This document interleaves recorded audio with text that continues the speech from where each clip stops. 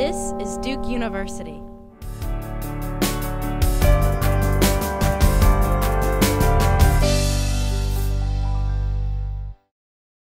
We have an exhibit of vorticist art created in the wake of the cataclysms of World War I. That's going to leave us to go to the Tate in London and then to the Peggy Guggenheim in Venice. Duke did not used to be on the circuit, but now we are, and I give Kim a world of credit for that. But the real thing you've done isn't just to create great exhibits, you've really opened the art through the museum into the life of the campus. And so the number of students who go to these exhibits, the number of students who curate exhibits there is phenomenal.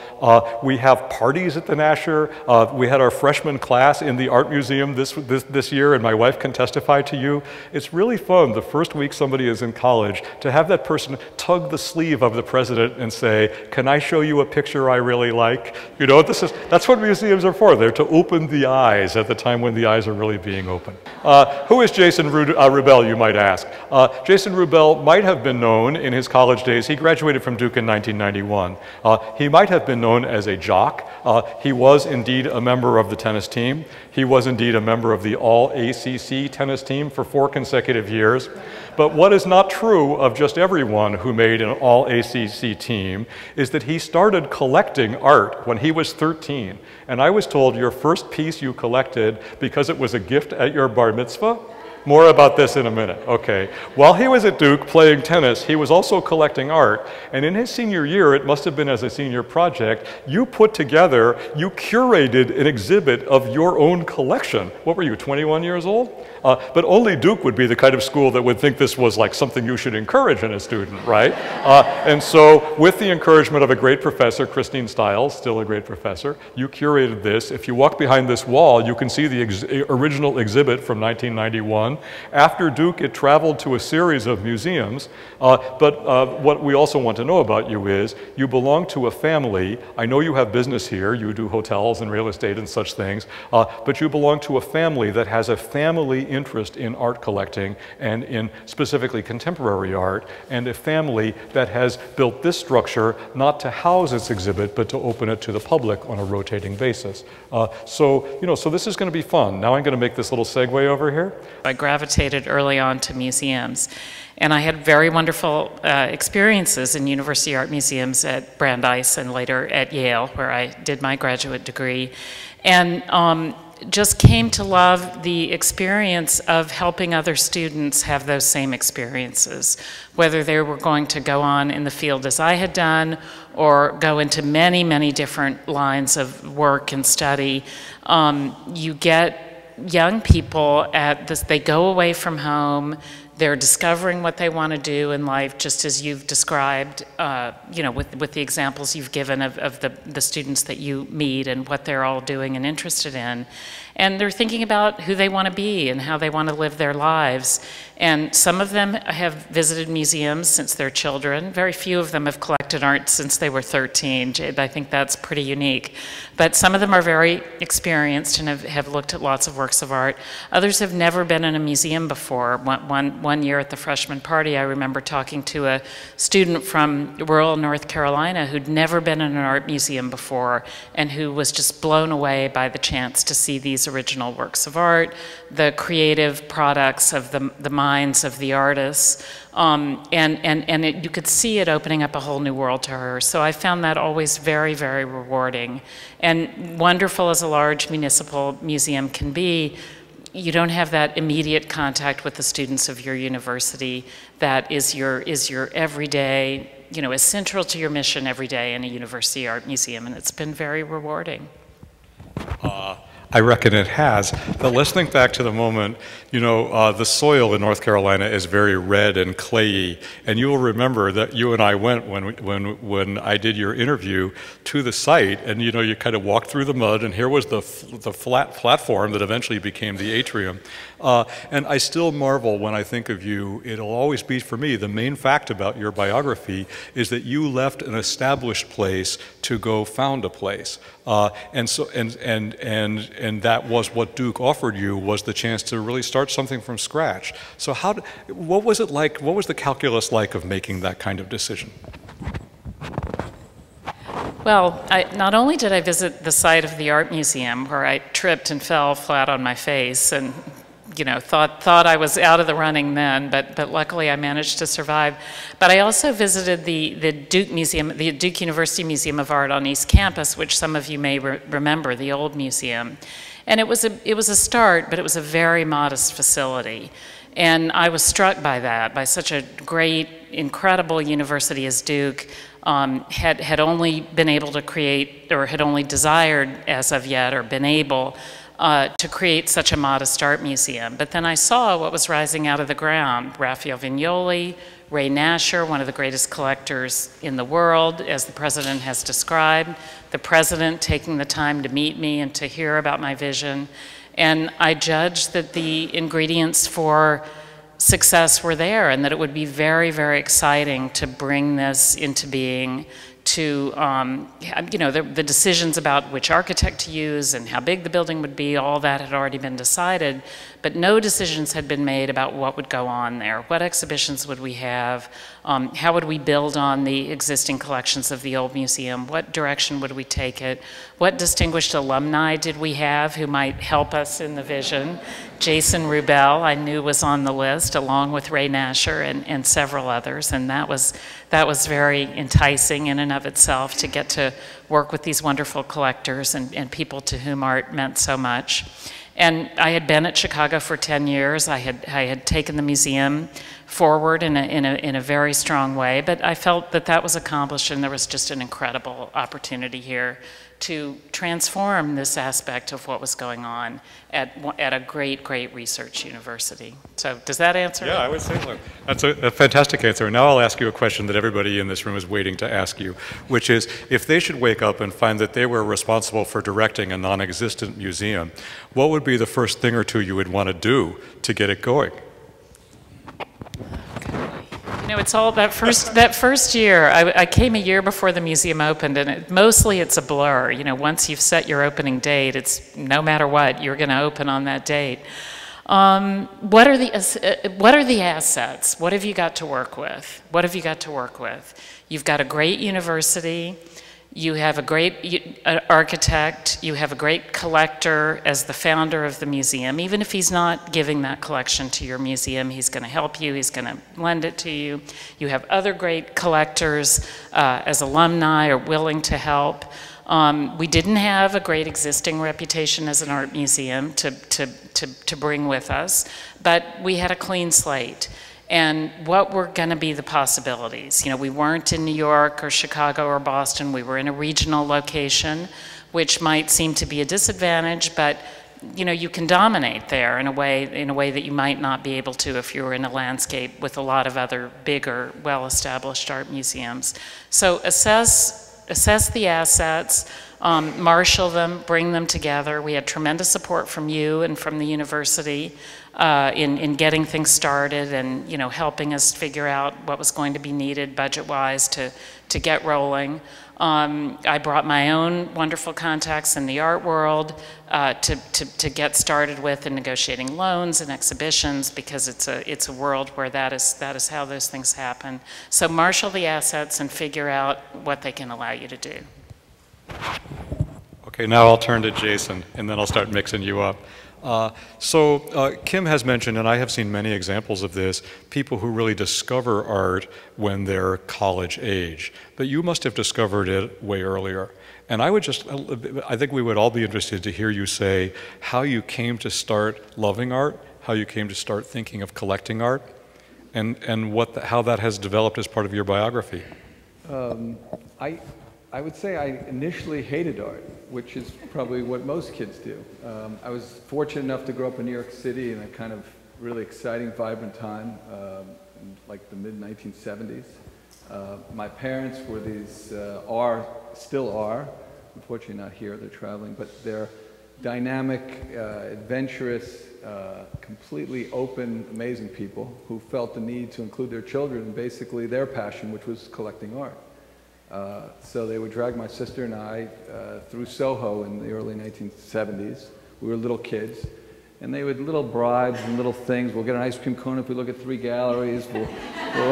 We'll go shoot some basketball hoops if we go look at a few galleries. And I think the key turning point for us in our real interest in like discovering our passion inside art was the fact that I mean, it sounds silly, but they brought us to the dinner table with whoever was coming over the house. So it was artists, it was other collectors, it was dealers.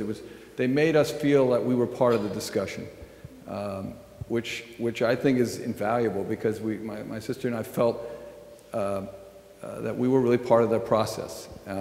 They asked what we thought. I mean, I don't know whether they actually listened to what we thought, but I remember the craziest story is in 1981.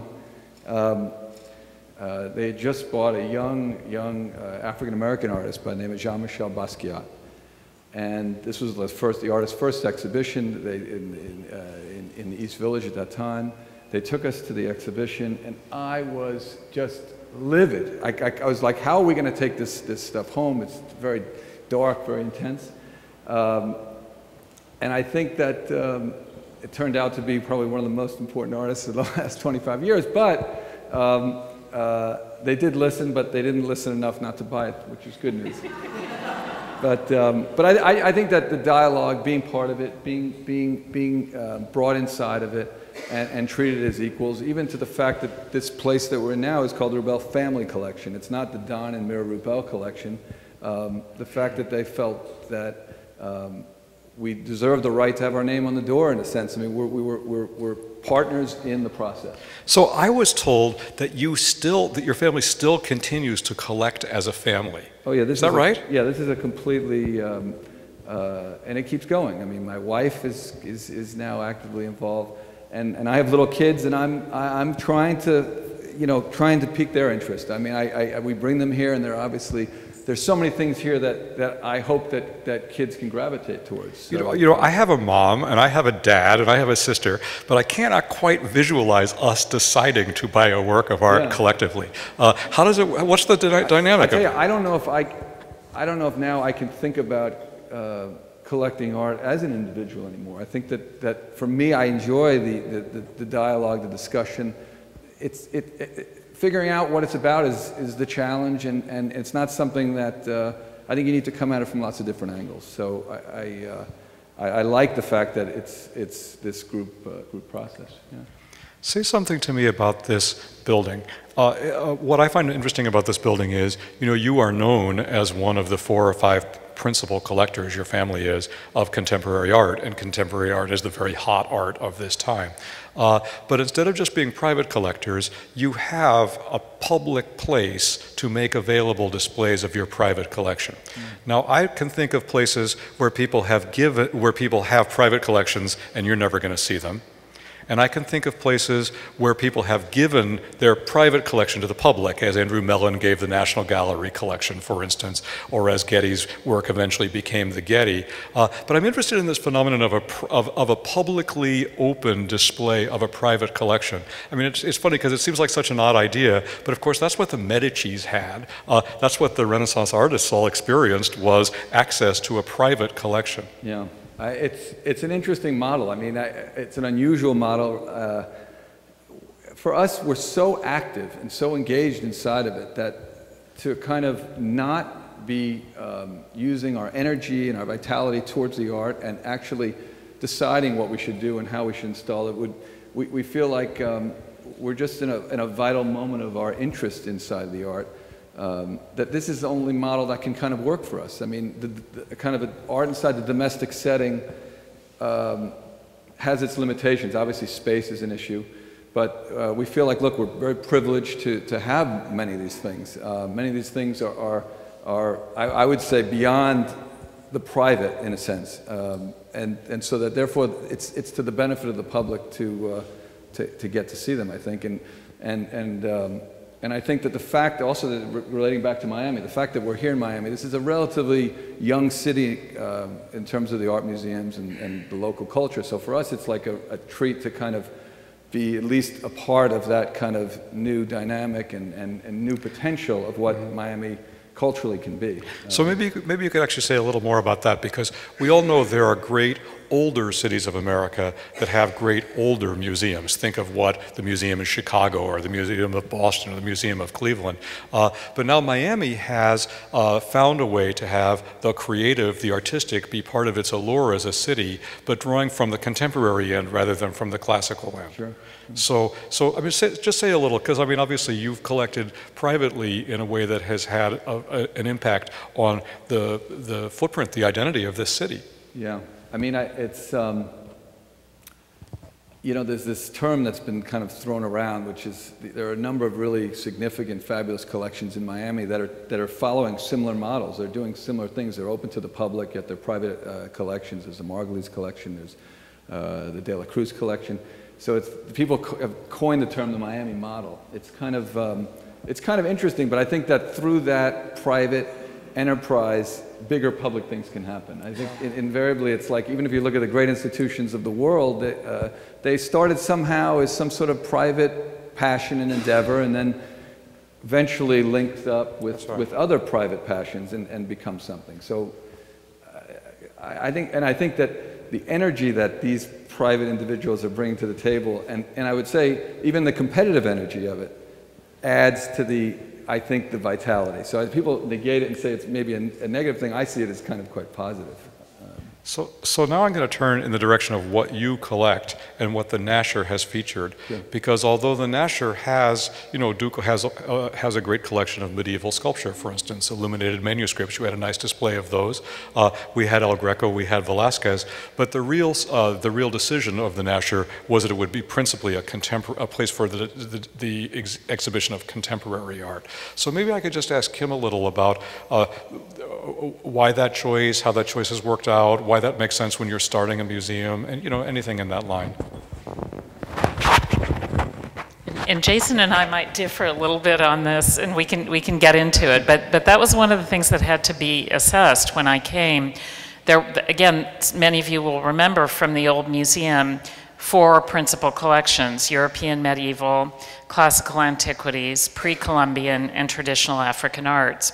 Fairly sizable and significant collections, heavily used in teaching.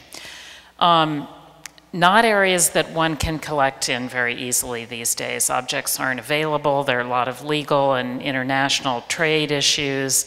Not areas that one can collect in very easily, even if one wanted to. Plus, we have sizable collections. Sprinkling of this, that, and the other than those 4 areas. What should we do? Ray Nasher wanted us to collect Picasso and Matisse, but we lacked the multi-million dollar budget to do that, and that didn't seem as though it was going to become viable very quickly. And it does take a long time for museums to build collections. It's not something that happens overnight, but we needed to make an impact overnight. And so we decided to do that primarily through these wonderful exhibitions that have been described. I initially thought that we would focus almost exclusively in contemporary art, and it was and will remain a very strong focus, but found that in order to serve the very diverse population and interests at Duke, it was important to do more of a mix of things, and so we have proceeded in that way. But in terms of collecting, we had a very modest fund to start with, to buy art with. And as you know from things that you read in the news, you know, contemporary art can get expensive unless you're out in front of the curve, as the Rubells have so excitingly been able to do. And I decided that that's what we ought to try to do as well on our smaller scale. Also knowing that our supporters, our board members like Jason and some other Duke alums who are very, very significant collectors around the country were focused in contemporary art, it seems strategically the way for us to proceed, and so that's what we've done. And we'll open this spring, if you're visiting, an exhibition of our first 5 years of contemporary acquisitions, both purchases and gifts, including a couple of exciting gifts from Jason. So that's been our strategy, to be primarily contemporary, but to respect the history that's there in order to serve the broadest public possible, especially in terms of interests at Duke. So if I turned to Jason and asked, like, why you and the contemporary, it's not a strategy for you guys, it's really just your taste. I mean, and when I went through this collection this afternoon, this is an incredibly interesting building. Once you said, here we've tried to go back to be a little historical. We have some works from around 1984. And then there was another room where the whole point was this work had not existed at this time last year. So that's contemporary. You know, contemporaneous means like right at the moment. And so you've really moved the place of art exhibition very near the present moment. Yeah, I mean, there are many things when you walk around here that were literally made in the last 6 months, 5 months, 4 months. If any of you create any works during the program, please leave them. But no, but contemporary art, it was interesting with Kim's response. I mean, contemporary art for me is always, it's always vital. It's talking about the issues of today. And I always feel like as a university museum, we have these discussions, but I feel like as a university museum, it's all about kids. It's all about the topics that they're dealing with. So I always feel like, you know, that's what we need to focus. That's the direction. We need to give them artworks that deal with the topics of the day. That's what enthuses me about contemporary art. Well, you know, one thing I'd say about contemporary art is there have been times when there was a lot of cultural consensus about what that culture valued as art. Modern art and contemporary art tends to be difficult art and minority taste art and, you know, something that really hasn't yet won the battle for public acceptance. You know, there's a big new museum near us, right down the road in Raleigh, a beautiful new museum. But when they had a Monet show, you know, you can draw thousands upon thousands of people because you already love Monet, because your Kleenex box already, you know, features Monet. You know what I mean? Monet was potentially once a difficult artist, I presume, but it's not difficult anymore. But when you deal with contemporary, you're dealing with things that are difficult for people, right? And so if your strategy is contemporary, your strategy is of things that are going to make a lot of people scratch their heads. So how do you think about that issue? Why don't you start? You start this. I think that's the point. I mean, I think that the fact that you do scratch your head, for me, I've always found the more meaningful things, the more lasting things are those things which I probably don't really completely understand the day I'm looking at them. When we walk through today, there's a young video artist upstairs by the name of Ryan Trecarton. I have to say, I have almost no idea what's going on there. But I look at it and I say to myself, wait a minute, I'm recognizing a language, I'm recognizing subject matter, I'm recognizing things that I see out there in the world every day that this kid is somehow translating into unique work. And I think probably if that piece goes up to Duke, those kids could tell me what that piece is about. I mean, I'm already too old for that almost in a certain way. But I think that's what keeps things fresh and vital, and I think things like that are things that kind of create the energy and create the vitality. What I was just saying, one other thing about the museum, I mean, you can't imagine when I was there, when many of you were there, what a difference the situation is there now, and what an unbelievable change has occurred. I mean, this is like, it's epic what's gone on there. Kim's done an unbelievable job. The university has been unbelievable I mean, financially they've been unbelievable in supporting it, and in trying to get the student body involved. So I'm just proud to be part of it, and that it's something that I wish I had when I was there. When we were there, it was a much more makeshift type of situation. And back to Kim, I think the reason that it's become successful is because, like she's saying, the constituencies, we never had that there. When I was there, you have all these different bodies that are supporting it, which I think is really terrific. But I think, so I'm personally proud of it. So. You want to say anything about art and difficulty? Well, it's the Monet on the Kleenex box thing. I mean, I always remember that, you know, art that's very familiar and understandable to us now once was pretty difficult, once was new, once looked very foreign. You know, it was unclear, you know, what it meant or whether it would continue to speak to people. And that's very exciting when you're out looking at what's going on today. I mean, there's a lot, and there's a lot of different things, a lot of different voices, you know, burgeoning art world.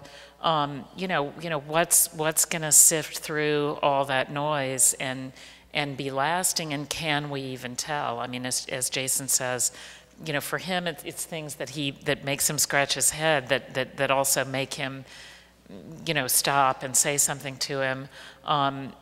For me, it's a little bit more. I think I like to feel that I'm getting something, that I'm understanding what the artist is saying to me, even if that's not what the artist meant to say. It's speaking to me, and that draws me toward it. But I think, you know, we can all bring that to it. I mean, you don't have to know anything, or you know, you can have your likes and dislikes and keep searching till you find the work that really speaks to you. But I mean, artists do amazing things. It's so hard. You know, they may get no return for the time and the effort and the blood and the sweat they put into it, but they do it because they have to do it, and we've got to take them seriously and try to see what they're saying. It may not appeal to us. We may move on to something else, but it's very, very exciting to see what's out there. Well, I could volunteer myself as a customer of your museum, I mean, because, you know, I've been to a lot of museums in my life. I've been to a lot of museums many times. But every time I go to the Nasher, I see something the likes of which I've never been asked to look at before. And it seems to me, in a way, that's the greatest gift of a museum, is to make you have to stop and look harder at something. And things, you know, I don't, as you say, I don't always know what I think when I leave, but it's the beginning of an encounter. You know, you say something, you know, my training is in literature and not in art. When T.S. Eliot was new, that was hard and that was exciting. And now everybody in AP English can write a perfect explication of the wasteland, you know. But what that means is that that's a classical work, although a modern work, it's a classical work. And now to some extent you're giving people this sort of, no one knows what they think yet, so use your mind to try to get at this. I'll ask you one last question, then let's throw it open, which is, if you're, you know, when works are already classics, you know you already want one, but by then it's already too late, right? Like your Picassos. But when you're choosing contemporary works, nothing is classical yet. You mentioned Basquiat. Basquiat is now one of the hottest modern artists, but when you first saw him, he was an unknown. Yeah. And in a sense, you're collecting at the point where everybody is still unknown, right? Where when you look at their work, you don't look first to see the name of the author to see how famous that person is so you'll know how much to like that work. You've got to look at the work, right? Because there's no other clues. But then I'd ask you both, you as somebody who draws the public for purposes of education, among other things, you as a collector, how do you make choices when you're purposely trying to avoid the certainty of works that are sort of pre-certified to be valuable? That's the million-dollar question. You know, how do you dissect it? I mean, I think through time of looking at a lot of things, finding your own kind of voice inside it, and something that attracts you.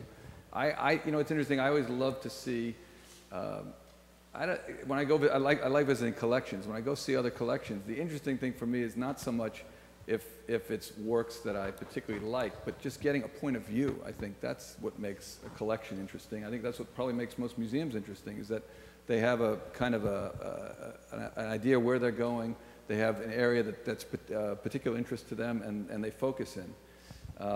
So I think it's a hard thing to say. How does one decide? It's through, I guess, time and looking. It's through reading. It's through educating yourself about the past. But that's the struggle, and I think to me that's the fun. Yeah. Yeah. Sure. Okay. I think institutional collecting, that sounds sort of awful, but you know, collecting for an institution rather than for yourself has to be a little bit different. I mean, easier in some ways, harder in others, less exciting in some ways, but maybe more fulfilling in another way. But you know, you're constrained by your budget. I mean, that's the first thing. You know, whatever it may be. You know, you only have so much you can spend at any given time. And in the museum, you know, you're trying to put something together that will be meaningful for the long run. Museums acquire works. They do sometimes sell works later if it wasn't a good decision. But you're hoping to be building something that will last and that will be meaningful you know, for quite a long time. I mean, as does a private collector. But you try to think about your audiences and your constituencies and what is going to be coherent and a specialty that makes sense, but may be particularly engaging to them. And again, just as an example, we've formed a certain focus on, you know, young contemporary work by African American and African diaspora artists, because we have great expertise in that field. We have a wonderful curator of contemporary art, Trevor Schoonmaker, who knows that field really well. We have a great professor at Duke, Rick Powell, whom younger among you may recall, who is a terrific scholar in that field. And there's a lot of interest in that material in our local community. And it's something different than any other institution in the region, and really even the country can provide. So it seems a smart place to build a significant collection, or great artists dealing with very important issues that will resonate pretty broadly. But it's a little, you have to think in a certain way when you're thinking institutionally. Well, it's been fun for me to monopolize the role of the question asker, and I just would say that you know, I live 2 blocks away from the Nasher. You never have an exhibit I don't go to, and whenever I have nothing better to do on a weekend, I go to the Nasher, as does my wife, who probably goes even more often than I do. Jason, you've been a wonderful member of the Board of Advisors. You've helped build the place from the first. This is a new strength of Duke that fits into the family of strengths of Duke. Can we answer any questions for you before we resume the party? Nelson.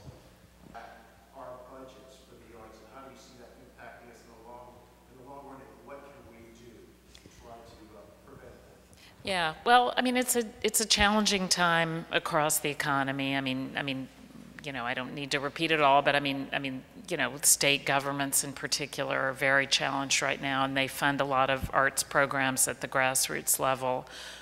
Schools are having a lot of trouble maintaining arts programs because they've got to, you know, they've got to really focus on, you know, the reading, the math, the writing. There's just no time in the teaching day for the arts for younger students. School districts are strapped, all those things, and you know, we've always done it, you know, with a small amount of resources. You know, it's harder for us to get, I mean, we operate as nonprofits. It's hard for us to get access to capital to develop things. But we're usually sustained by our communities. I mean, people recognize that this is important. And I think if people can, you know, do what they can to help, you know, and they'll be joined by many, many others, that will help our arts organizations to continue on, not only our great museums, but smaller organizations in the community that provide a lot of instruction to kids. At the Nasher, we serve as Durham's municipal museum, and we have very vibrant K-12 programs as well as programs for Duke students. Duke students serve us as tour guides, you know, working with the younger kids, and that's incredibly wonderful. We don't teach the middle schoolers about, you know, art history and what date this artist was born or died.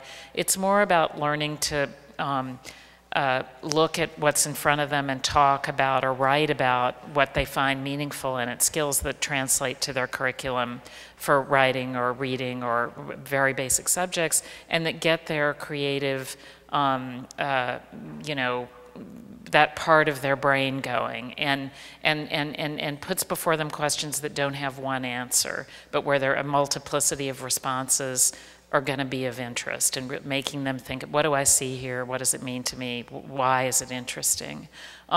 So we do our part there, even when Durham is having problems. But I would say, you know, these programs are very, very important for all the reasons we've mentioned. I mean, we need creativity, we need innovation. You know, we may be behind Shanghai in terms of how our schools are performing, but the Chinese say, as I'm sure you've all read, we don't have the creativity, we don't have the innovation, we don't know how to teach our students to think in new ways. We wish we could be more like the Americans in that regard. And the arts really do that. I mean, not only the visual arts, but music and the performing arts. They give kids ways to learn and express themselves that are different, and we've got to keep it going. So I'd say just do what you can yourselves, advocate for it on the local level, and we'll have to move forward with the resources that we have, just as we're doing in every other sector. Let me add one thing here. I think it's interesting. I think that like a place like Duke, now that there's this fabulous museum, I think it's a great mission, a possible mission that the university says educates the kids that culture and arts and all the other, all parts of culture are vital to our society. I don't think people realize that these are vital components of having a beautiful, civilized existence. And I think that having a place like the Nasher, having, that the Duke is committed to it, the students and the kids, the future kids going there, have to begin to realize that this is vital, and they need to support it, and they need to, complain to their politicians that they're not supporting it. So, I think it's about educating people that this is vital. Please. Jason, being a business person as you are, having a fond love for art, I'd like to hear how you balance knowing when to get rid of art so that you can add to your collection, and knowing when the business decision is to sell something, and struggling with not wanting to keep everything. Yeah, this is another struggle. The reality of the I never met anyone that had enough money to collect art as much as they really wanted to. So it's a juggle. We have a good year in business, we can buy more art. We have a bad year in business, we buy less art. It's very simple. We try not to sell. Selling art is a difficult subject, but I do think it's contrary to most people's belief. I do think that selling occasionally for the right reasons is okay. I think part of evolving a collection and understanding what a collection is thinking about things and are they still vital to you, and do they still have meaning to you? If you're taking an honest look at a work and over time it doesn't grow with you, I don't think that's a bad thing necessarily. I think that's a healthy process. So we work hard, and we support this place. And we do pretty much as we possibly can do, and we push as far as we can. So that's, it's a good real answer. World. It's a good answer. Please.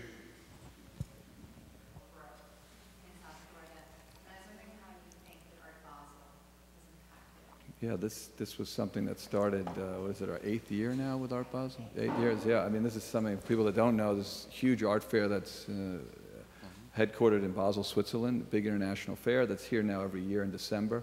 This made a big impact and changed the landscape and made people think about Miami as a place that had some vitality and strength. Yeah, it's been a gigantic impact. So in my mind, this links with Nelson's question, because we all know there are cities in this country that are dying and have been for years, and there are cities that are growing and flourishing. But the cities that are growing and flourishing have an economic base, but that's never all they have. They also are cities that invest in quality of life, invest in what Richard Florida calls the creative classes. And it seems to me that Miami is a city that has really figured out how to add to its profile in a way that has done it a lot of good. Just about Art Basel, Miami Beach, like every other business, art museum directors have an association that meets yearly, and we were meeting in Miami Beach in January, right after the first Art Basel Miami Beach, and the mayor of Miami Beach spoke to us at one of our dinners, and he was raving about this new art fair and what it had done for the city economically. He was saying, art is the greatest thing, the economic benefits that this fair has brought. I had no idea. It was beyond my wildest dreams.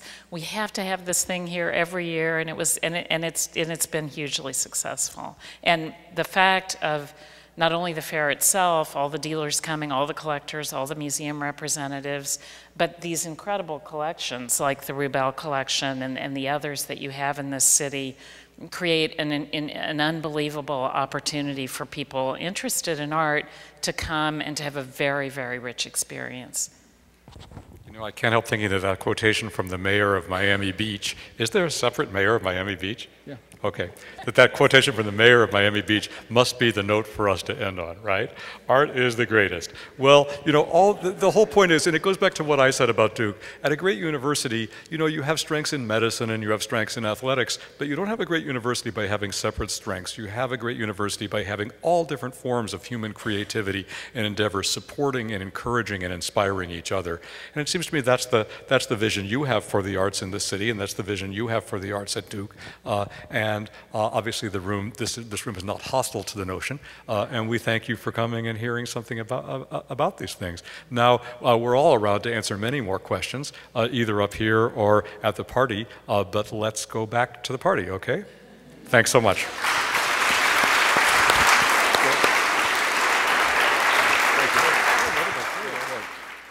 Produced by Duke University. Online at duke.edu.